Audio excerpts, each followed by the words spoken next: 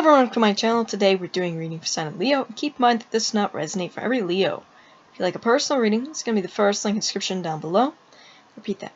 First link in the description down below for a personal reading. You can also find my other things there in the description. You can find my Etsy shop, which has my tarot and my oracle cards on there. Alright. Definitely go check that out. Go in and go buy something. Really appreciate that. You can also find my shirt store, my website, different social media platforms I'm on, as well as Patreon. All that's in the description down below. If you'd like to donate to the channel, feel free to do so. I do appreciate donations here. So, Leo, let's see what Spirit has in store for yourself. So,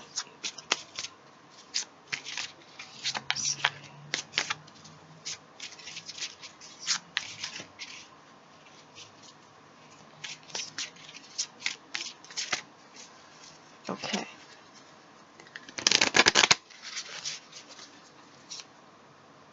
Number 5 with All Set. Number 1 with Ptah. Number 8 with Mofdet.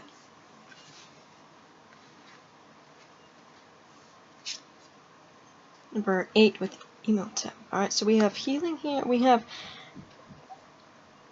you're manifesting things into creation, Leo. Alright, and there's also a bit of justice here as well. Let's have the goddess all set. So let's have a look more deeply into your cards, because they have deeper messages than just that.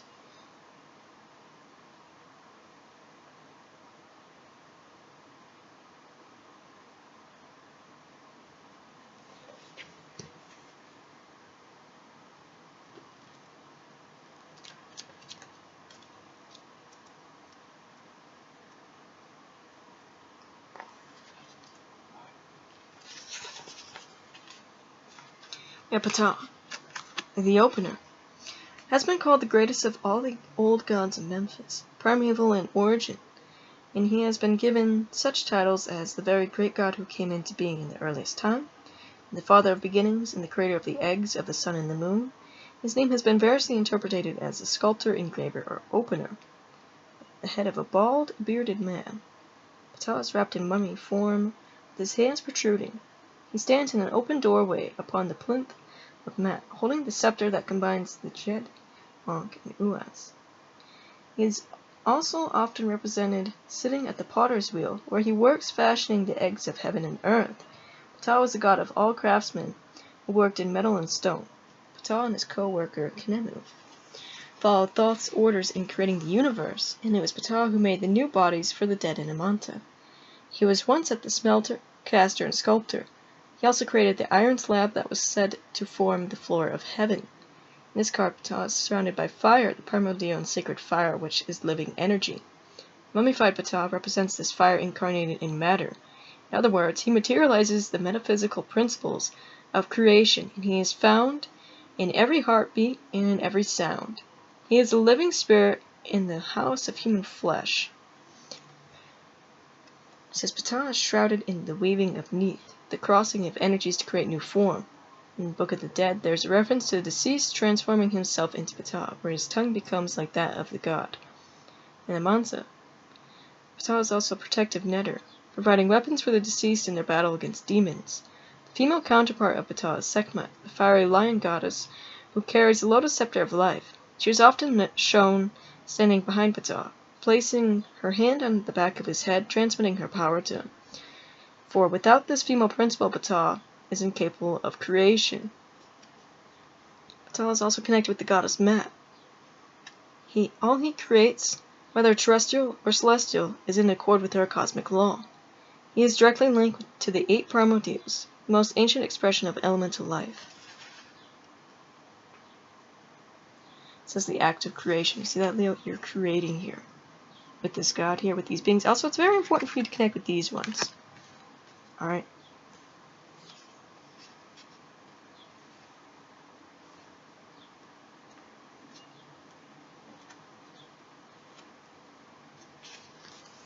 Of Imhotep. He who comes in peace. Imhotep is the god of healing and medicine, the great healer who watched over all who practiced the mingled sciences of medicine and magic. Worshipped primarily at Memphis, Imhotep was called the son of Ptah and expressed the creative nature of his father through his healing powers. According to legend, Imhotep actually lived in Egypt and was advisor and chief architect to the pharaoh Zoser of the 3rd dynasty. He was also a skilled physician, so famous and highly regarded that he became deified some 2,000 years after his death. As a netter of medicine, Imhotep was invoked for the healing of disease and injury. His work involved both the living and the dead, for he also attended the embalming of bodies using spices and drugs, and the magical incantations that ensured the soul's protection.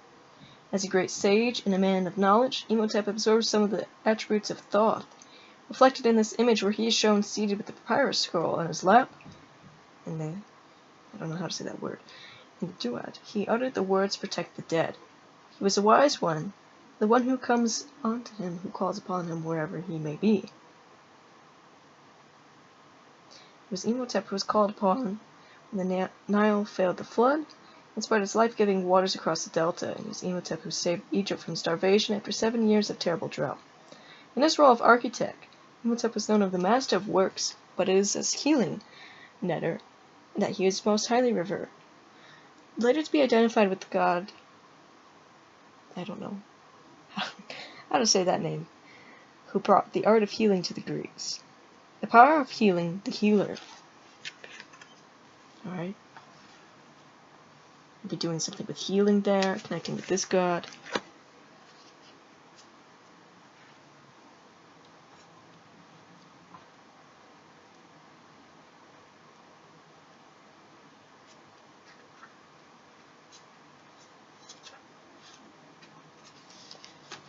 We have Alset, or Isis, was the greatest and most loved of all Egyptian goddesses. Her celestial symbol is the star sept, or Sirius, the source of all life. Her terrestrial symbol is the throne, the earth power principle which transmitted to her son Horus gave him the ruling power over the double land of Egypt. The story of Alset and Ra. We see Alset as a cosmic goddess who also wanted to have terrestrial power as a woman and magician. In this story, she creates a snake to bite Ra, who has become old and feeble. In dying of the snake's venom, Ra trades his secret name and supreme power over the heaven and earth for Alset's healing ministrations. She absorbs his power and passes it on to Horus, becomes a young son with divine right to rule over the earth, a power which he in turn transmits to the pharaohs. The consort of Alset is the netter Asur, the first god to die and be resurrected. In the occult tradition, both Alset and Asur walked the earth in human form, survivors of the catastrophes that destroyed the earlier civilizations of Atlantis. In the early history of Egypt, they were described as coming as teachers, bringing the knowledge of agriculture and healing, and establishing the first temples of the gods. When their task was completed, they were said to return to the stars from where they came, for Alset was the soul of Sirius, and Asur dwelt in Orion. Alset always depicted as Asur's loving and loyal wife, and when he was tricked and murdered by his brother Seth, Alset searched for the land for his body and gathered together all the scattered pieces to make the corpse live again. Only one part was missing, the phallus, so Alset created life in the solar principle Horus out of herself. Alset not only gives birth to Horus the sun, she also revives the dead. Asur, she makes the corpse live again. This myth concerning the resurrection of Asur epitomizes the human condition, for Asur, while connected with Alset, and the principle of life, is not subject to the cycles of human death and rebirth, but when he conjoined himself with Nebt-Het, the principle of corruption and decay, he lost his immortality and was subject to death at the hands of Seth. While Asur was united with Alset, it was not possible for him to die. But Nebt-Het caught him into her fatal embrace, and Seth, the principle of fixation, slayed him. Only Alset had the power to restore his immortality, and her son conceived through Asur is Horus, the son reborn. The son conceived by Nebt-Het through Asur is Anubis, a messenger and guide from the realm of the dead. It was Alset who took care of Anubis, who was abandoned by his mother, and was always her loyal companion. Through her devotion extended to Anubis in the Duat, Alset is seen to govern even the principle of death and decay. She contains all the principles within herself. One of the symbols closely associated with Alset is a scorpion, a guardian and protector. Also by the physical contraction and expansion of the scorpion's body, especially its tail. It symbolizes the rhythmic contraction and expansion of the vital life it functions. breathing, sexual activity, birthing. Also the scorpion, in order to escape, stings itself. While Alset was escaping Seth to give birth to Horus, she was accompanied by 7 scorpions. She also made a most powerful ally in Thoth, who assured her that Horus shall be made to sit upon the throne of his father, and he shall avenge him and take the possession of the rank of the Prince of the Two Lands. Disguising herself, Alset sought refuge at the home of the queen, the district where she was wandering, but the queen, not recognizing her and was afraid of the scorpions, shut the door on her. Instead, a poor woman gave her refuge. Later, however, one of the scorpions stung the queen's son, and hearing of her great sorrow, Alset returned to the queen's home and restored life to the child, laying her hands on him and uttering the words of power. When her own child, Horus, was bitten by a scorpion sent by Seth, Alset herself was overcome with grief. Again, Thoth came to her, saying, "Fear not," for Alset, having taken human form, experiences human emotions, including fear and sorrow. Later in his life, as a great warrior, Horus confronted Seth to avenge his father, Asur. They fought together for 3 days and nights, but when Seth was on the point of being overpowered by Horus, Alset intervened to save him. She could not allow one principle to be destroyed. To do so would mean the end of creation, Horus's limited principle being only one of the eyes of Ra. He cannot see the other side because it is opposing him. Furious with his mother for saving Seth, he cut her head off. Thoth, with his words of power, replaced her head, the head of a cow, emphasizing her cosmic nature as the Milky Way.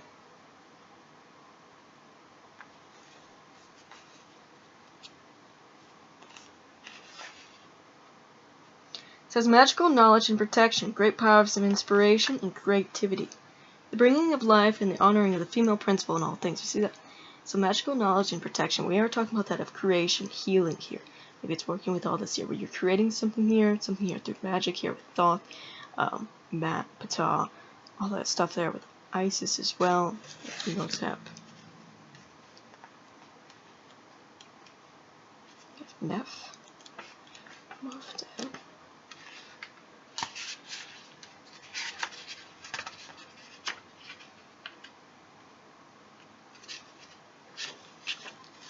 We have she who sees clearly. As Mat represents cosmic law and the sacred order of the universe, so Moftet personifies law on earth, the authority who try and judge the defendant and who exact punishment. When the individual is found guilty of a crime, she too is found in the scenes of the judgment hall. The animal associated with Moftet is the lynx, the animal of the cat family, recognized by its tufted ears.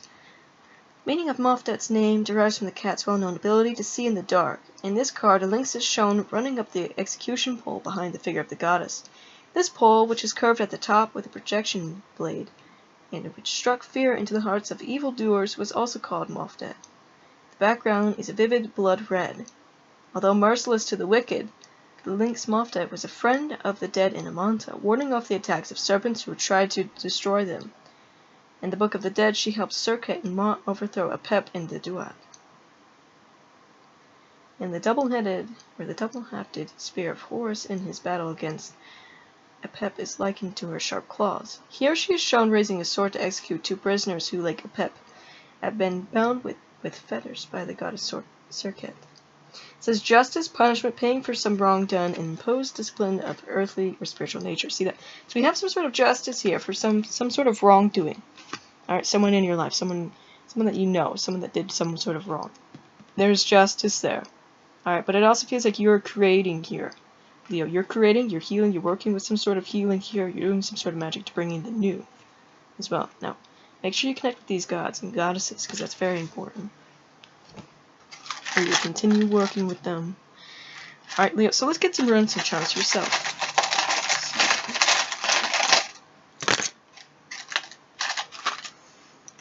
Alright, so we have that of Capricorn. So you got those placements, one around you, you have this Dragon Moon, which could be some of Kuan Yin there. We have Horus, which we were talking about. We have Bastet. We have the White Raven symbolizing peace, clarification, protection, all that good stuff. You're connected to the White Raven there. We have this Aztec Serpent God, which you're connecting to, if I can get this off of that. We have Ra. We have the Moth. Now the Moth can be Connecting to the moon. Moth can also be a spiritual initiation, transformation, awakening of psychic gifts and abilities. So, Leo, that's all I have for you. And like I said, first link description down below for personal reading. Also go to my Etsy shop, go in there, go buy something. Really appreciate that. And if you want to see more content, definitely subscribe. Bye guys.